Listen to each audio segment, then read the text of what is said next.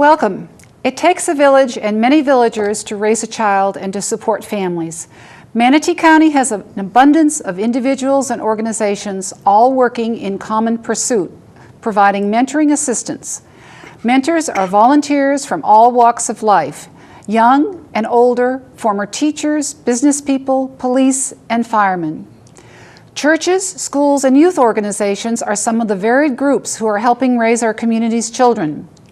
Today on Manatee 2020, we will explore what's out there, what works, and what is needed. We will hear from staff, mentors, retired teachers, and volunteers.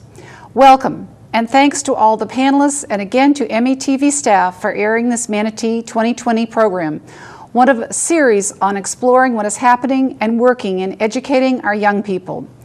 We welcome two staff members of highly respected Manatee County organizations, Diana Dill from Take Stock in Children and Beth Work, Vice President of the Boys and Girls Club. Welcome. And three volunteers, Elaine Graham, Herb Mueller, and Peggy Delgado. I'm really glad that you are all here. Thank you. So today we'd like to start with Diana Dill. And can you tell us why the state of Florida, when they were looking at mentoring organizations, cited Take Stock in Children as one of the two that produced highly effective practices, and what you're doing and what works and why you're so successful? Well, absolutely, Karen. Well, thank you so much for allowing me to join you today. What happens every year is the legislators review a budget for Take Stock in Children. And so last year when the legislators did that, they actually called for an OPAGA report for all of the mentoring programs throughout the state of Florida. And OPAGA is the Office of Program Policy, Analysis, and Government Accountability. So they wanted to know the true performance of each of these programs before they allocated a budget from our tax dollars. So with that, they actually reviewed the programs that are in existence statewide, and with that they reviewed behavior, which is attendance and behavior reports, discipline, those types of things. They also reviewed the academic performance of these students that were being mentored, the reading, the math FCAT scores. They were looking at grade promotion. Are these students, moving on from one grade to the next? High school graduation, and also whether or not they participated in higher education. And of course, I'm proud to say that Take Stock in Children is a powerful mentoring program. And so with that, we actually outperformed in all 7 categories than our peers in that particular group. To be considered highly effective, the state actually measured you by outperforming in 3 categories. But again, I'm proud to say that Take Stock in Children outperformed all the categories in all 7. Take Stock in Children is a powerful mentoring and scholarship program for low-income, at-risk students in our community. Thank you, and congratulations on everything you were doing. Mentoring with Take Stock in Children today are Herb Mueller and Elaine Graham. Herb has served as a mentor in a number of programs, including Take Stock. He and I are both originally come from the Boston area, and where I know he was an executive for over 30 years with the Gillette Company. And he's also served on boards like the Boston Rescue Mission. What I'm wondering about, Herb, is what led you to take early retirement in your 50s to become a volunteer mentor? Yes, what did do that? Well, thank you for inviting me to be a guest on this panel. It's also an opportunity for me to honor the people who mentored me when I was a young man. You see, when I was 15, my parents split up. She went to Europe, he went to Canada, and I was left behind homeless at age 15 in Philadelphia. But my story took a very positive turn.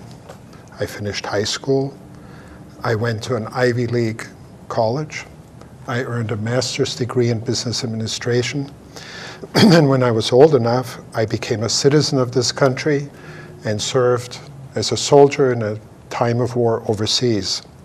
But best of all was my family, of course, and the 30-plus years at Gillette. You can imagine, though, why I would have thought I was a self-made man, that I did this all on my own. And it wasn't until perhaps I was in my late 40s, early 50s, I'd already made vice president at Gillette, when I started to have doubts about my theory about my own life. And the tipping point to all of this came, as I mentioned at the leadership prayer breakfast, one morning when my wife and I, as we usually did, read a chapter in the Bible before we went off to work. And then it hit me. I had spent my life, my adult life, it was all me, me, me, looking out for myself and my family. But I forgot the part about I was supposed to be a good neighbor, to take advantage of the abilities, the experiences, the opportunities, the resources I had to look out for my neighbor in the broadest sense of the word. And then I realized at that moment that my life had equipped me to serve certain people, those who today are like I was when I was growing up, when I was an adolescent. So from that moment on, I became a mentor, trying to live up to the example that I had been shown. I'd like to honor them by mentioning a couple of them. Rosa Reese, she's the one who answered the door when at age 15, I'd only been in the country for less than a year. I knocked at the door and I pointed to the for rent sign and asked if she would rent me a room. She said I must be nuts, but something made her do it. And for the next 3 years, I lived there, and she was always there for me when I needed someone. But she needed the money, so I needed to work. So I went door to door, store to store, until I met Mr. Risley.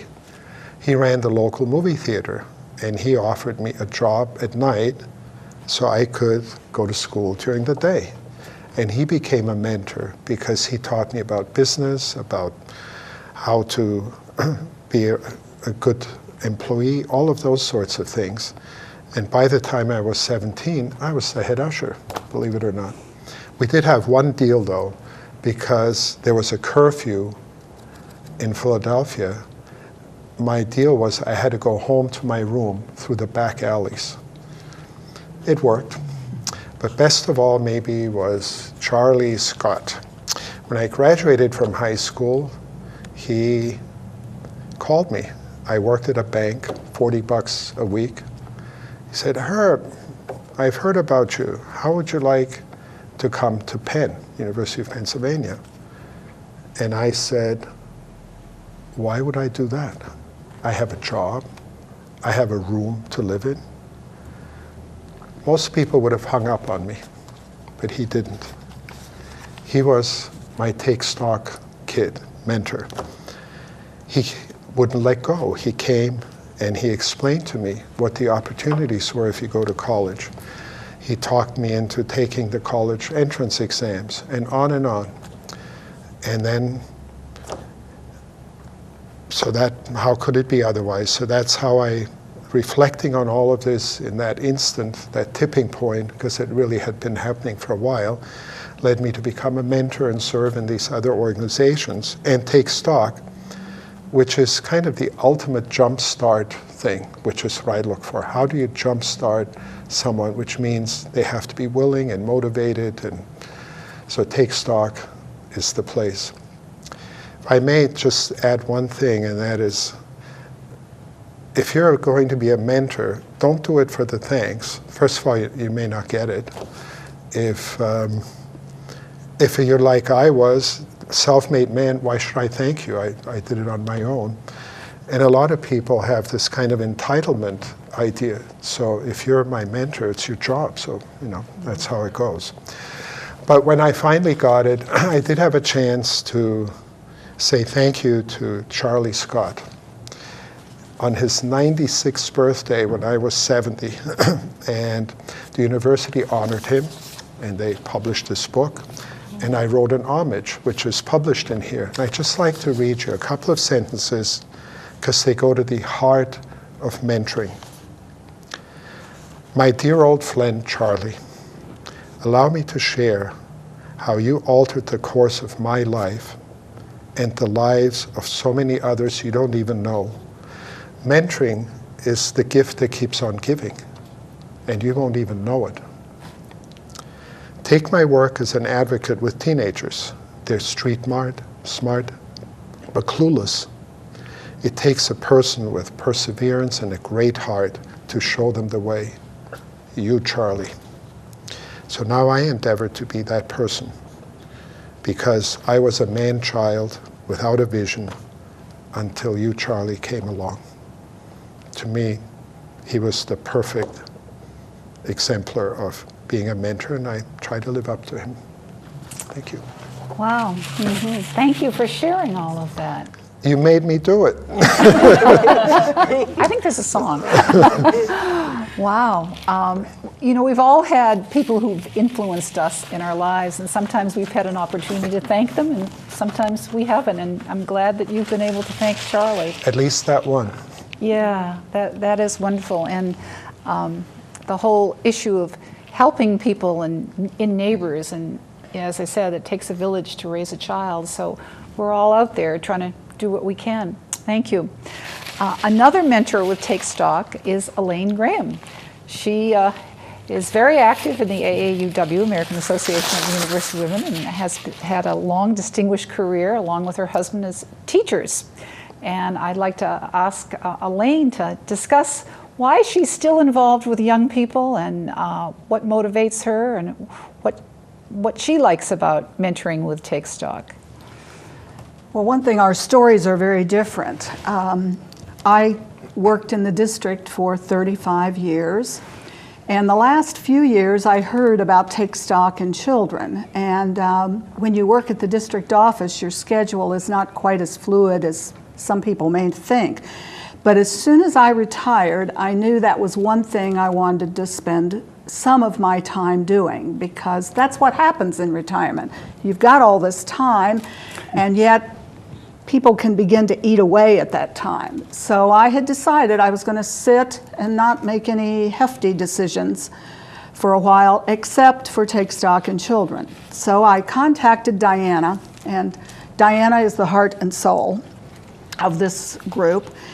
And we went through some training. I was with another small group of new mentors.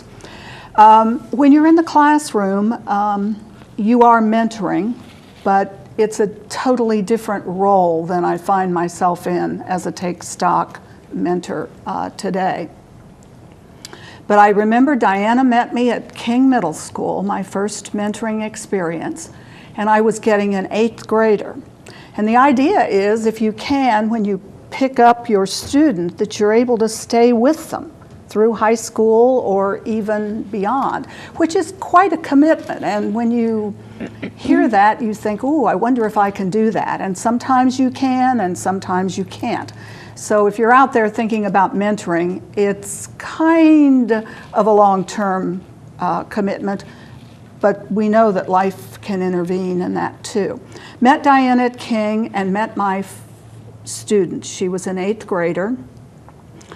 And I wasn't sure how all of this would work, because it's a totally different kind of role. And I think that's what makes this so wonderful, is that as a retired educator, I'm probably a good candidate for mentoring. But so is anyone who has the ability to listen, who has the ability to be flexible, because you don't know how your conversation, your time with your mentee is going to go. I think Herb illustrated very clearly that we come at mentoring from different backgrounds, and we probably have some expectations, and sometimes those play out and sometimes they don't. No two students are the same. I don't believe that. They have some similarities. The one thing about Take Stock students is that they are often the first child in their family who will graduate from high school and may graduate from college. So it makes it a really valuable thing that we do when we commit our time. I think mentoring, when you first go into it, you think, well, you're going to be giving a lot. You know, that's what happens with mentoring. And as an educator, that's probably my thinking. But what happens is you find yourself just really absorbing the life and the situations. And sometimes you're doing a little pushing, and sometimes you're doing a little pulling with things and conversations. But my first mentee, we stayed together from 8th grade through, she graduated high school last year. I attended her graduation. She's at UCF, and we still stay in touch periodically. Then Diana, I sat out a little while, and then Diana said, well, we've got some new candidates, some new students, and I would like for you to come back. So I picked up a junior, which is very late in the cycle, as will probably come out in this conversation. And I thought, oh my gosh, a junior. I dealt with middle school my entire life, so this was a little bit out of my realm, but not.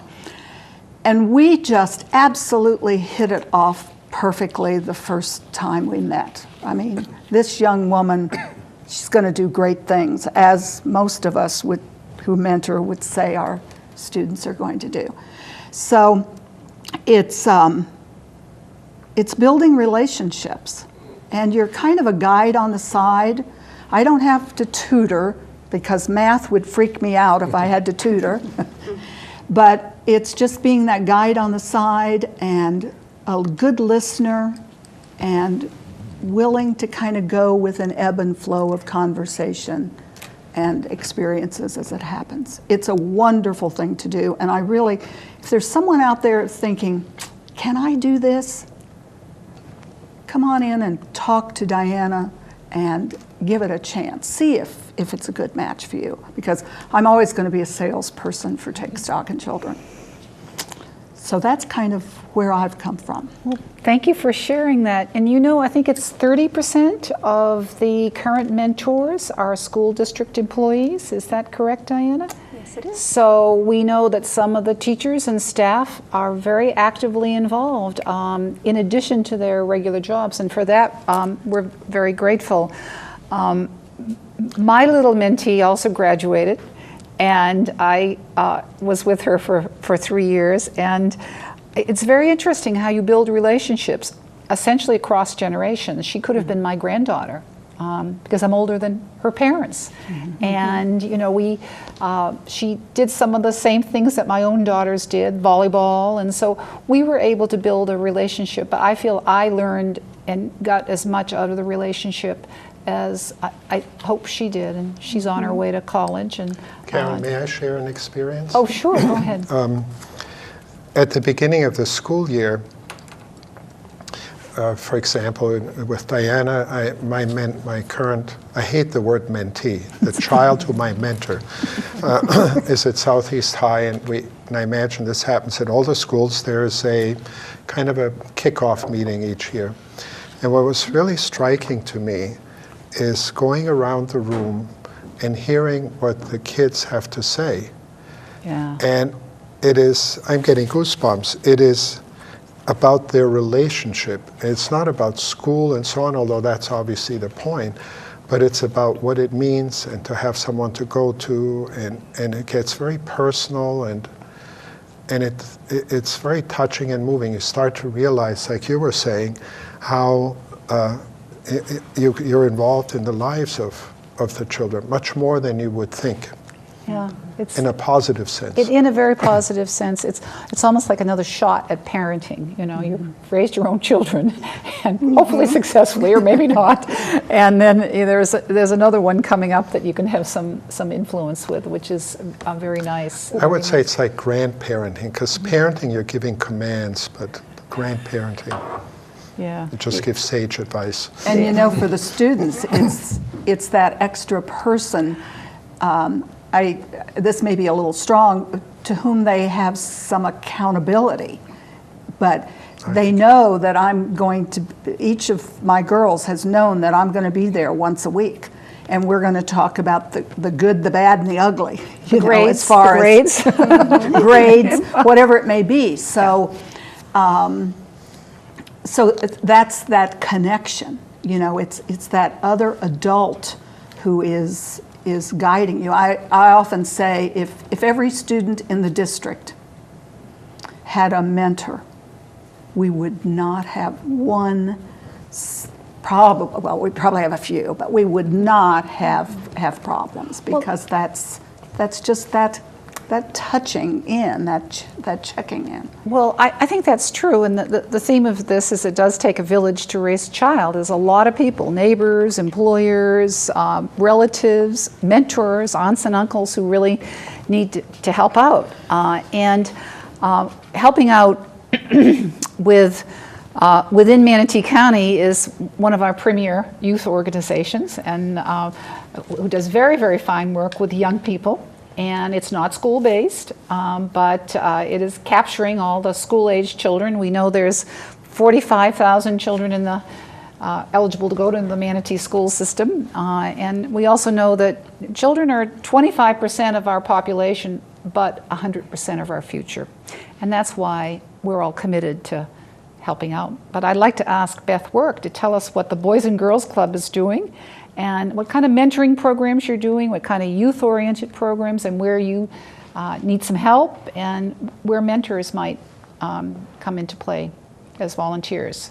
Boy, we have 6 organizations, 6 different clubs. We have 3 facility-based organizations, our DeSoto Club, our Bradenton Club, and our new club over in Palmetto. Additionally, we do have school-based. We have 3 school-based sites right now. It's what we call our trifecta. We have a program in Daughtry Elementary, which feeds to Harley Middle, which feeds to Southeast High School.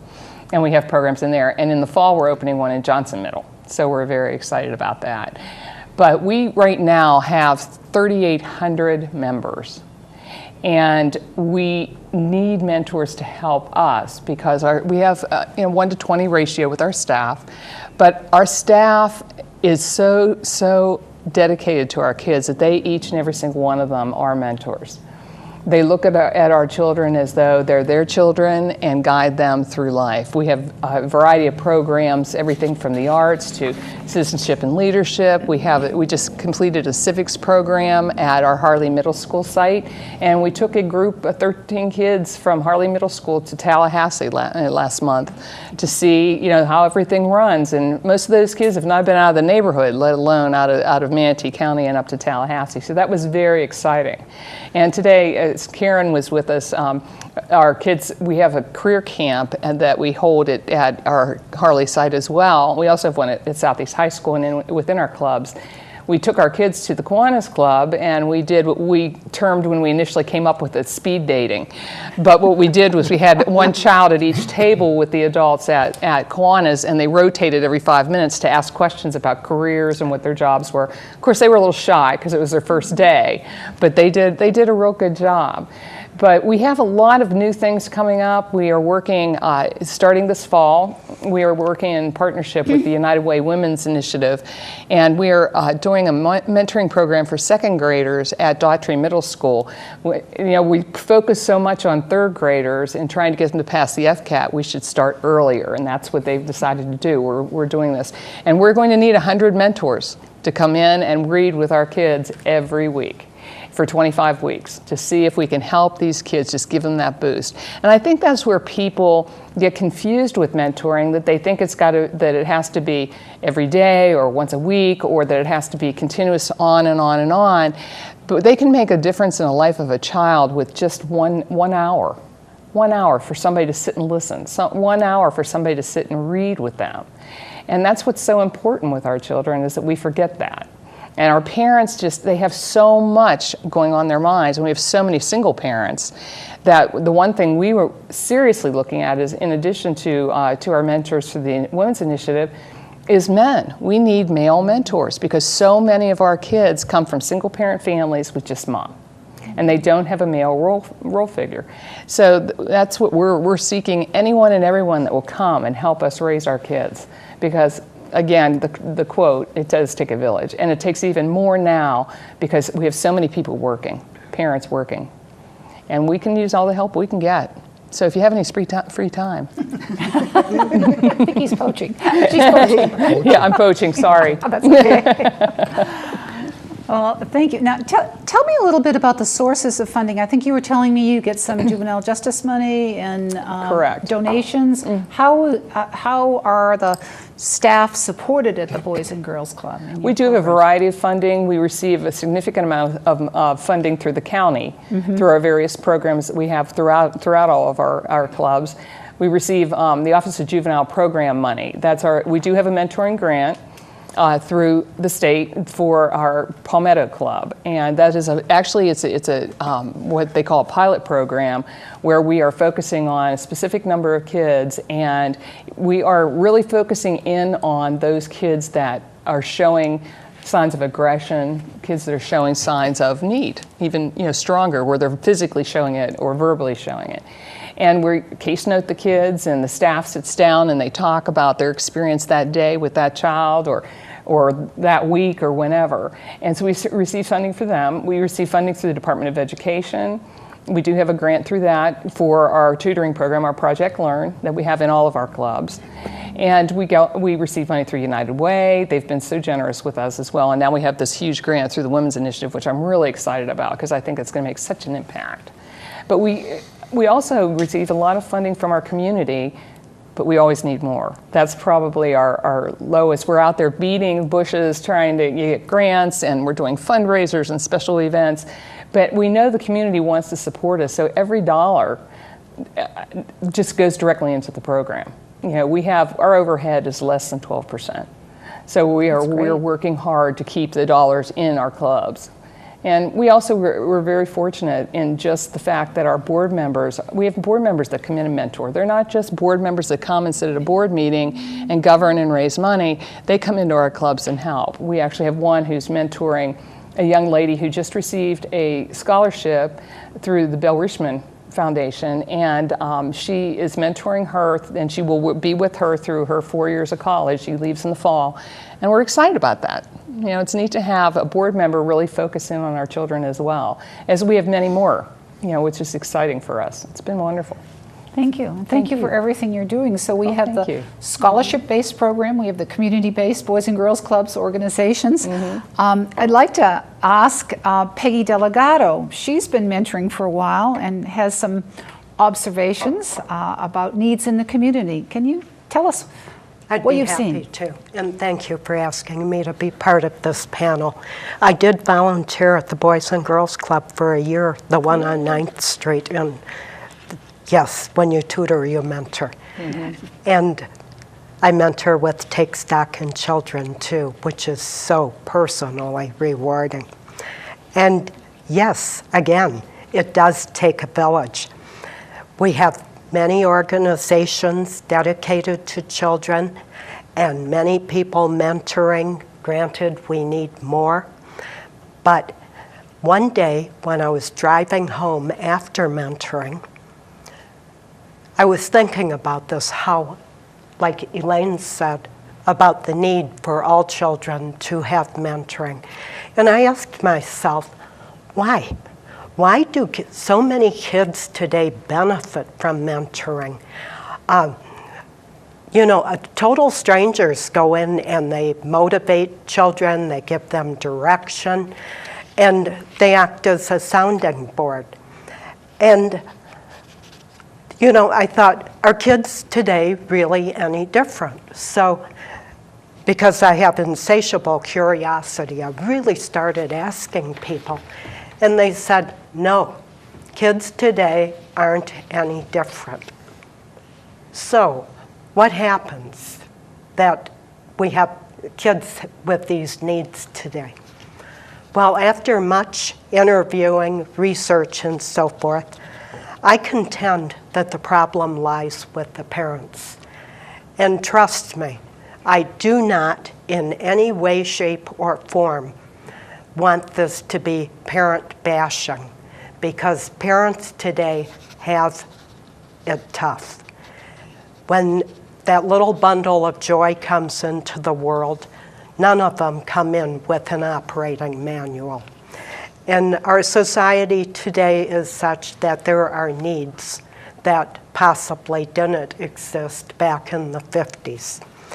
And so I contend and suggest that we expand the concept of mentoring to include parents.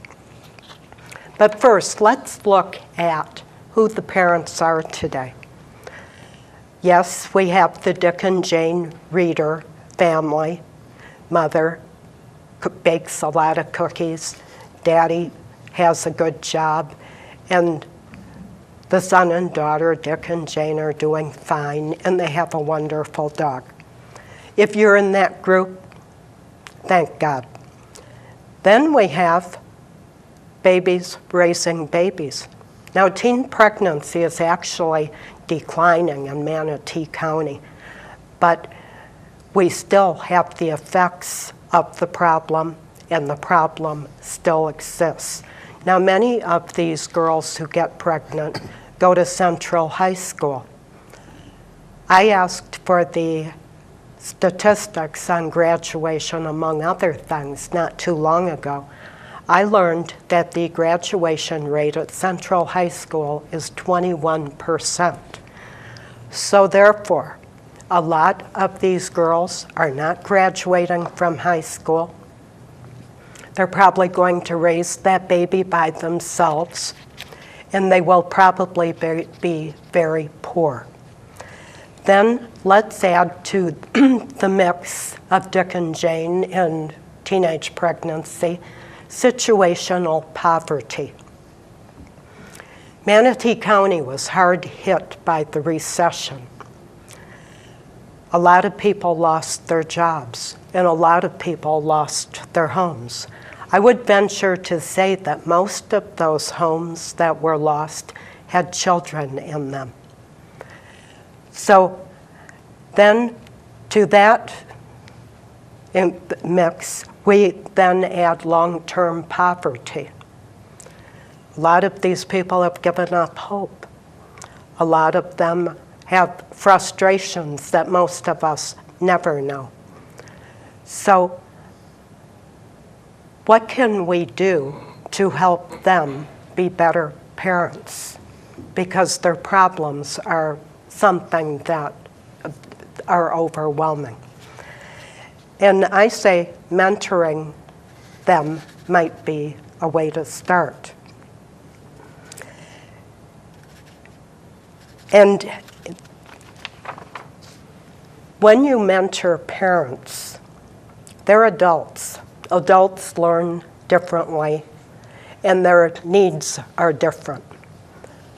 So I would suggest that we look at maybe a starting point. When you become aware of a family that is having problems, that you be the nice guy. You provide the listening ear. You give them encouragement. And then you can take that a step further. You can find out what services are available that might be of benefit to these parents. But now I want to take a few minutes to tell you what I really think would solve the problem. If in Manatee County there were an umbrella organization that would, if you picture an umbrella in the ribs, that each rib would be an existing organization that could help these parents so that they can give hope to their children themselves and know success and encourage their children to have success. And I would suggest that it also be a paid mentoring program, and that the people who would be paid to be mentors would be people who fell through the cracks, who had a hard time, so that they can more closely relate to the person who has really had problems. And this could be a new job field. And I would recommend that businesses become very involved in this, and also allied services of business, such as the Chamber of Commerce, the Suncoast Workforce. And then we would need to identify the families. And I think churches and schools are the ideal, area for this to happen. Then we need a strategy for the mentee.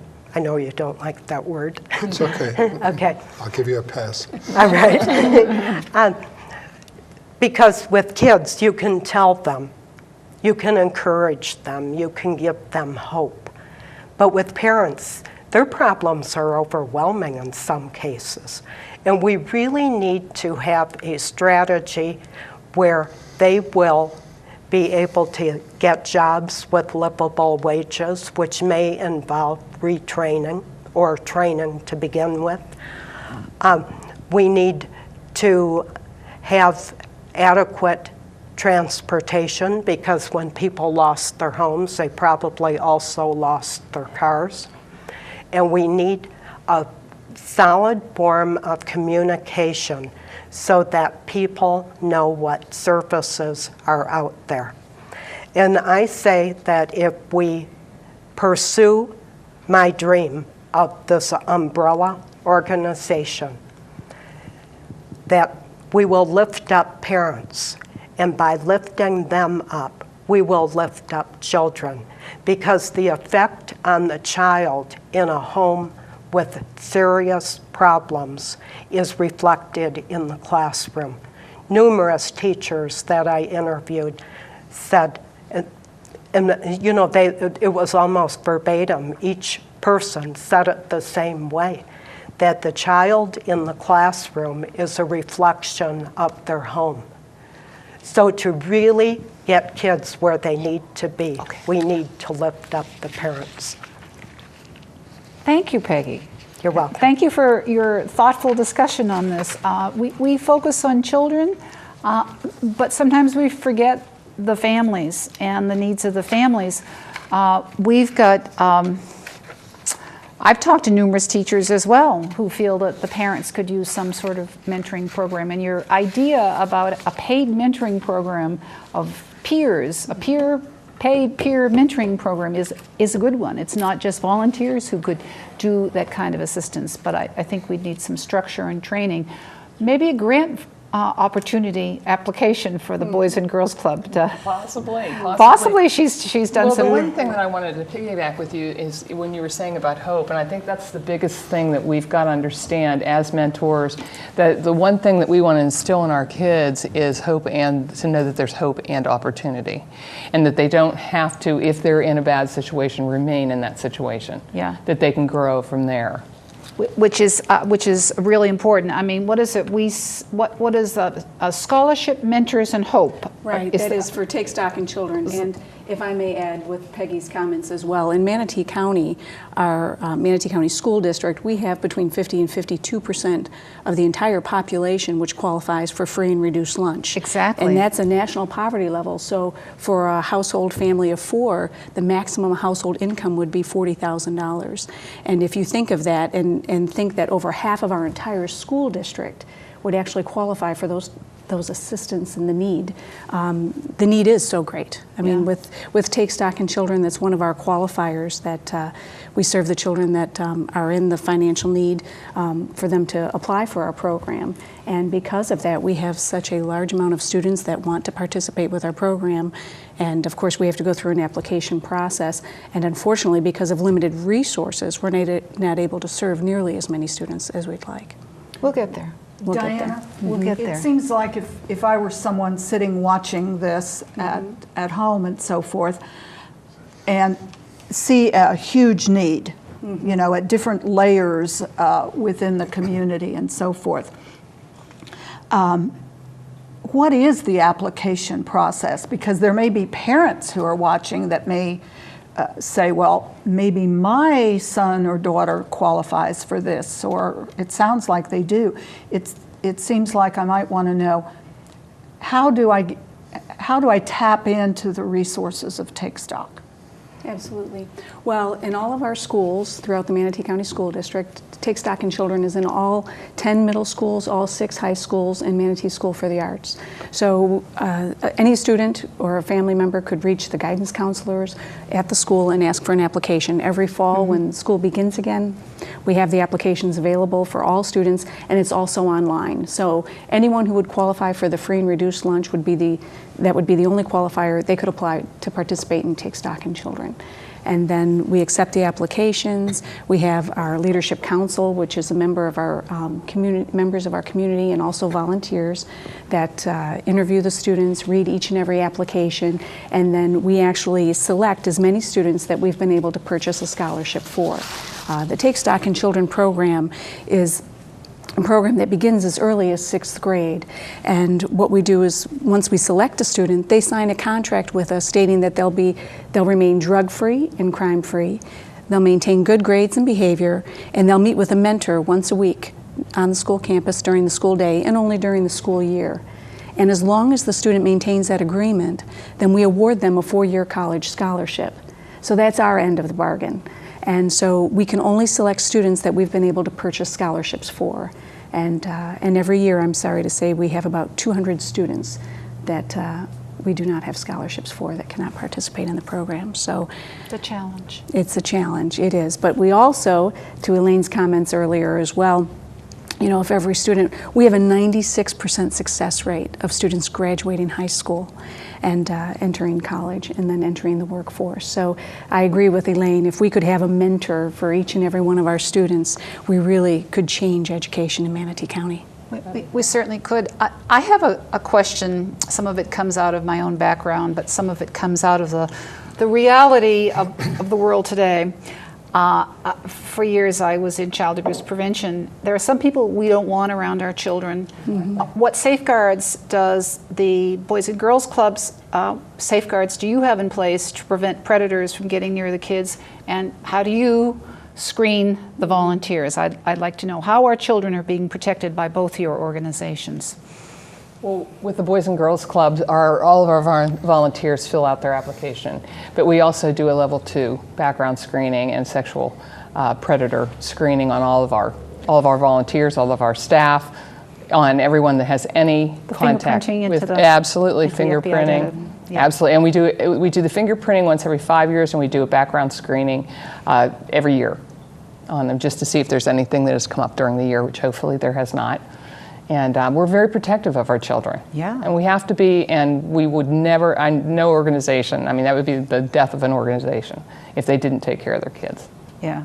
And Take Yes. Stock, how And do I you? can confirm that as well. That's every 5 years we do have fingerprinting for all of our mentors, and then every year we do the background check as well. So, yes, so it's a constant monitoring of our mentoring program as well. And all of our mentoring is actually done on the school site for Take Stock in Children, and none of our mentors are allowed to travel with our students. So our mentoring is focused solely on school sites. Until they graduate. Excuse me.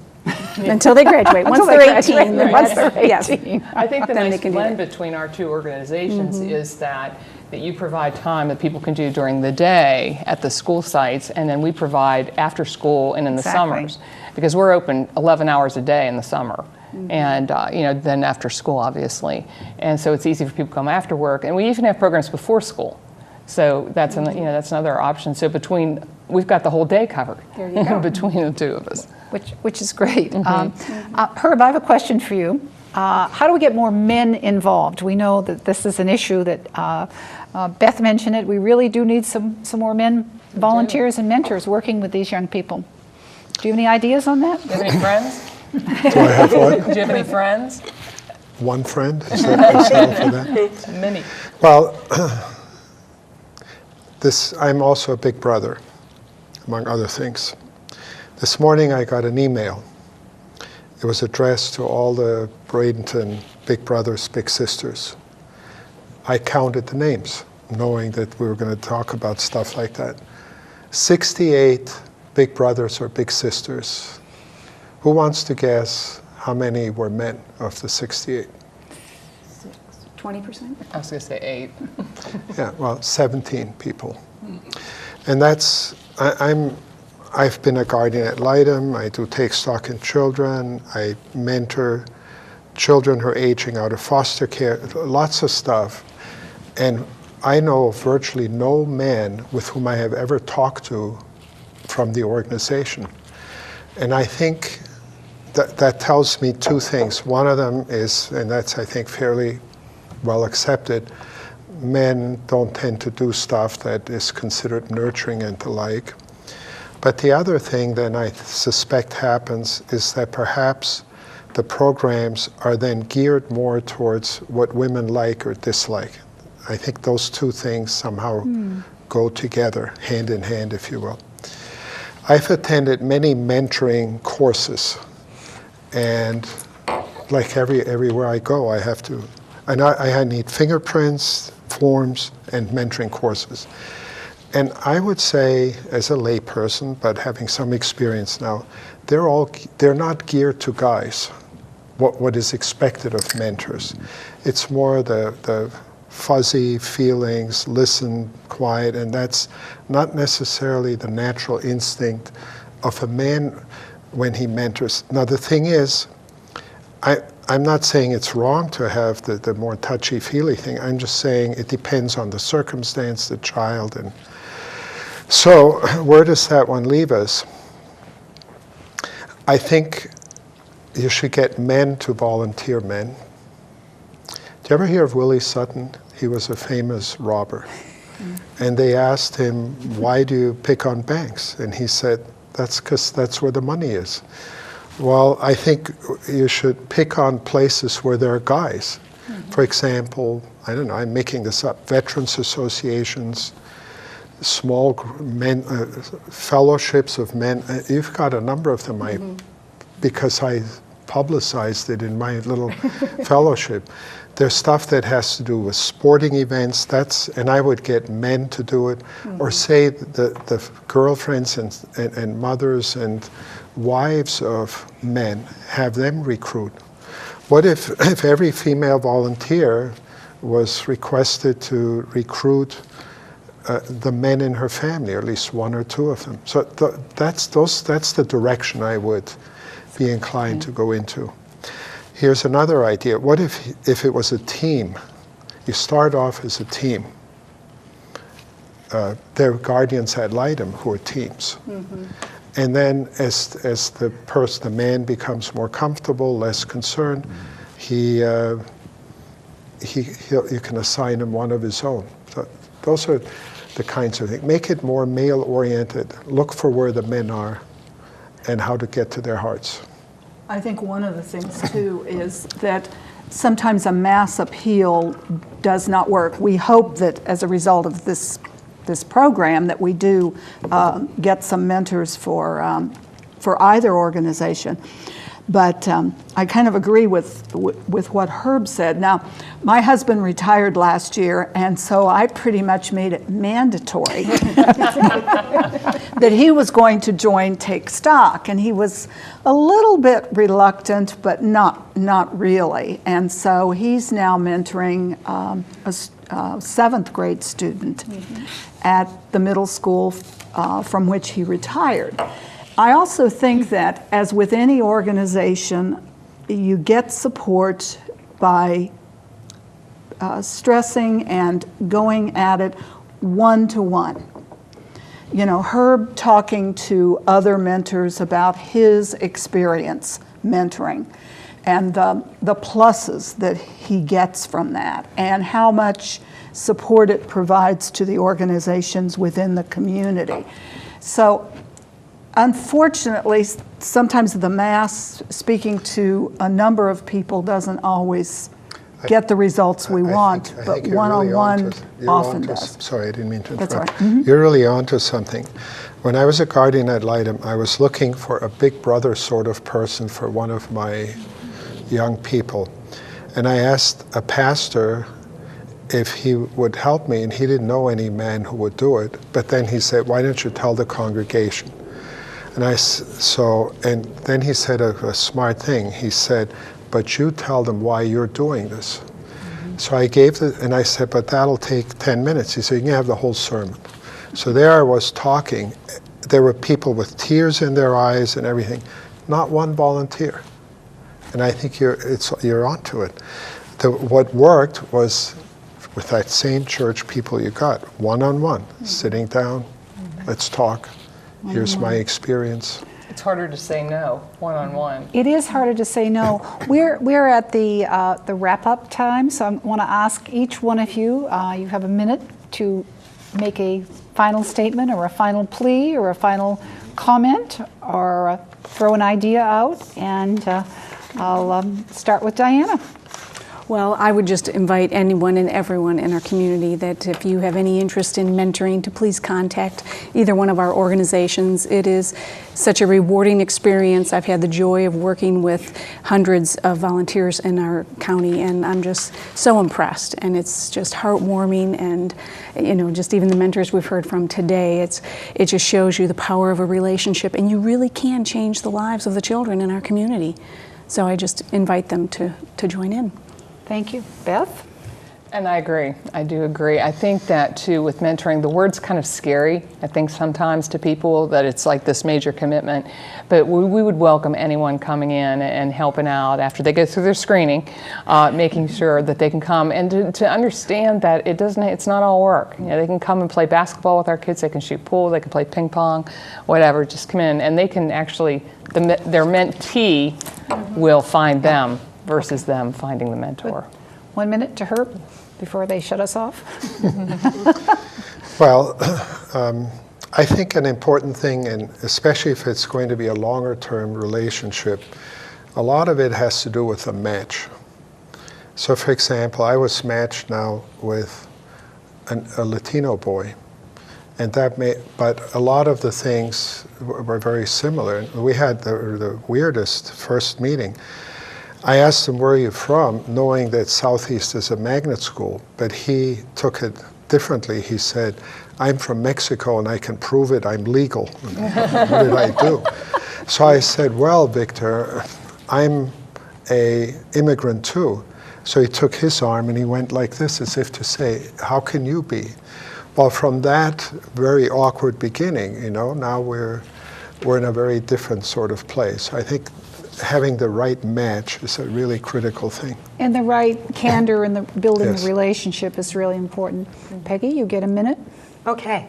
What I would like Thank you. to ask anybody viewing this is to dig deep into their heart and find the compassion, not only to help children, but to care about and give hope to their parents. Because when we lift up parents, we will lift up children. Thank you. Well And said. Elaine? Thank you. I think I want to stress that it's easy. It's a very easy thing to do, to mentor a student, because you bring a diverse set of experiences, and the student's going to bring a diverse set of experiences. And when those two come together, as Herb said, and they match, then the magic happens.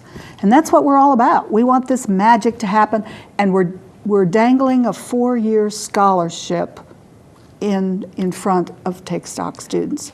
Thank you. I'd like to add that I think a lot of it's fun too, building those relationships. I mean, it wasn't fun when my mentee came in and said her dog had been run over, and but I'm a dog lover, and I've had dogs not make it, so we shared things. I want to thank each and every one of you, not only for the work you are doing in our Manatee Village, thank you, by caring about and raising a child, but also for joining us here on this program and sharing the experiences. I hope that viewers will want to share some time and become a mentor. Please contact the Boys and Girls Club or Take Stock in Children and look around and see where your skills and experience could be useful as we strengthen our community. Thank you very much. Thank you for coming.